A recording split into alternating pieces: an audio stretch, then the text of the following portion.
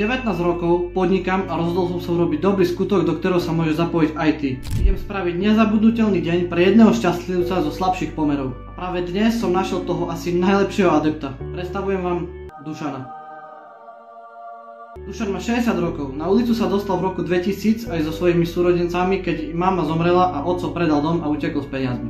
Všetci dopadli ako alkoholici až na Dušana. Pretože Dušan sa svoju situáciu pokúsil nejako napraviť. Pracuje v robote, kde každé ráno umýva podlahu, na oplátku dostáva na jesť nejaké tie peniaze a má aj strechu nad hlavou. Ale furt to nie je ono. Nepije, chodí do kostola a celkovo sa snaží viesť a žiť dobrý život. A práve preto som sa rozhodol pomôcť práve jemu. Pretože aj napriek svojmu veku sa snaží zmeniť si život. Idem mu spraviť nadúpaný deň, aby aj on mal nejaké parádne zážitky, na ktoré bude môcť s radosťou spomínať. A chcem, aby aj on vedel, čo to je sranda. Mám program, vyberie si úplne nové oblečenie, bude mať ubytko, bude sa vyvážať na športovom aute. A ešte mnoho ďalších prekvapení. Všetko to bude zdokumentované na Instagrame formou malých videí a na YouTube bude jedno veľké mega video.